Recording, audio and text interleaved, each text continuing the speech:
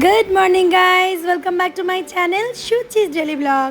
চলে এসেছি। আজকে ব্রেকফাস্টে দেখলে তো আমি কি খেয়েছি, পেঁপে আর খেয়েছি চিড়ে দিয়ে টক দই, আর একটু খেজুর নিয়েছিলাম, আর ওদেরকে করে দিয়েছি স্যান্ডউইচ। আর এদিকে দেখো ওর বাবা অফিস বেরিয়ে গেছে, এদিকে আমি চিকেনটা ম্যারিনেট করে নিচ্ছি, নিয়ে এখানে বসিয়ে দিয়েছি। একদম লাল রঙের হচ্ছে না, কেননা বিরিয়ানি বানাচ্ছি, বুঝতেই পারছো।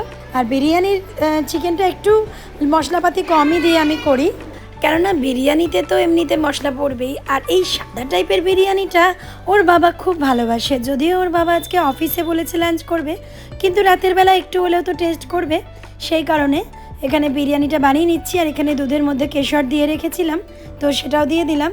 আর এই যে ভাজা মশলাটা গুঁড়ো করে দিয়ে দিচ্ছি। বিরিয়ানির রেসিপি এখন ঘরে ঘরে সবাই জানে, তাই নতুন করে এখন আর ব্লগের মধ্যে দেখাচ্ছি না। তো যাই হোক, বেরেস্তাটা একটু ভেজেছিলাম, সেটাও দিয়ে দিলাম। আর এদিকে দেখো দমে বসিয়ে দিয়ে আমি স্নানে যাচ্ছি।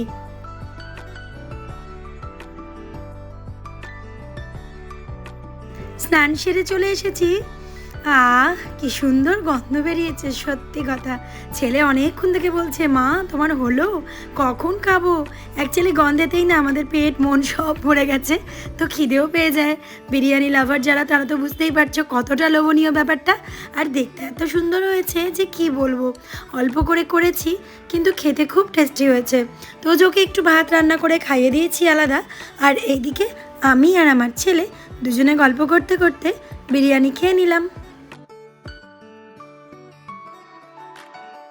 এদিকে দেখো ওর বাবা আমার একটা ফেভারিট বিস্কিট এনেছে। এটাকে আমি ছোটবেলা থেকেই সন্দেশ বিস্কুট বলি। কি ভালো লাগে না এই বেকারি বিস্কুটগুলো। গতকালে যে কেকটা বানিয়েছিলাম সেটা বার করেছি। আমার ছেলে দেখো, এই যে এই দুষ্টুটা ফ্রিজ খুলে খুলে খোবলা মেরে মেরে অর্ধেক কেক খেয়েই নিয়েছে। কি বলবো, চলো কেকটা কাটি। খুব সফট হয়েছে, বুঝতেই পারছো তোমরা। এই দেখো, এই হলো আমার কেকের ফাইনাল লুক।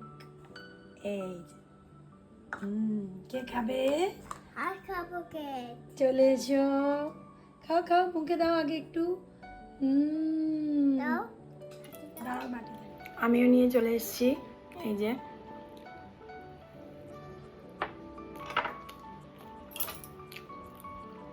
সফট। রেডি হয়ে নিচ্ছি কেক খাওয়ার পরেই আমরা, আর বেরিয়ে পড়েছি। দেখো কোথায় যাচ্ছি একটু পরেই জানতে পারবে। তো এইখানে চলে এসেছি আমরা মলেতে, আর মেজদিকেও আসতে বলে দিয়েছি, বড়দিকে সঙ্গে নিয়ে চলে এসেছি। আর ওই দেখো মেজদি এসে ওইখানে উপরের ফ্লোরটাতে দাঁড়িয়ে আছে। আমরা কাছাকাছি আমাদের যে বাড়ির সামনে মলটা আছে সেখানেই এসেছি।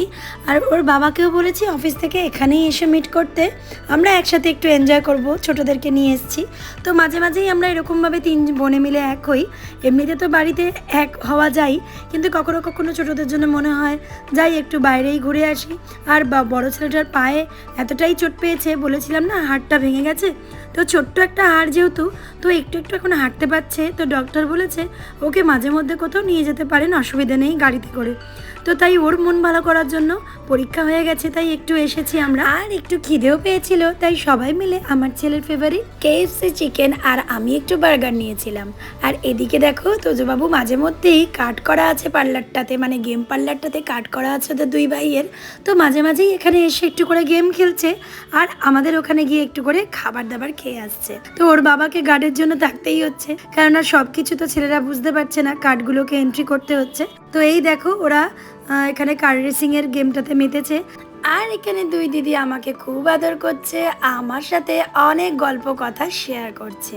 আমিও ওদেরকে কিছু কথা জানালাম। যাই হোক, তো এখানে এই দেখো তোজবাবু কিছুতেই গাড়িতে বসবে না, কাট করা হয়ে গেছে এন্ট্রি। আর এদিকে ব্যাটা গাড়ি থেকে শুধু নেমে যাচ্ছে।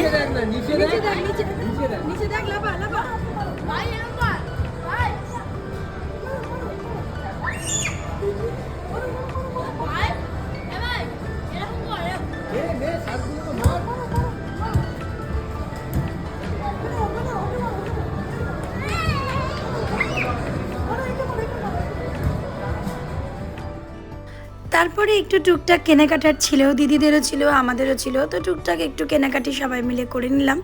আর একটু গ্রসারি বাকি ছিল আমার, সেটাও আমরা করে নিলাম, নিয়ে সোজা চলে এলাম বাড়ি। আজকের ব্লগটা তাহলে আপাতত এখানেই রাখছি। সবাই খুব ভালো থেকো, সুস্থ থেকো। আবারও দেখা হচ্ছে তোমাদের সঙ্গে আমার নেক্সট ব্লগে। ততক্ষণের জন্য শুভরাত্রি।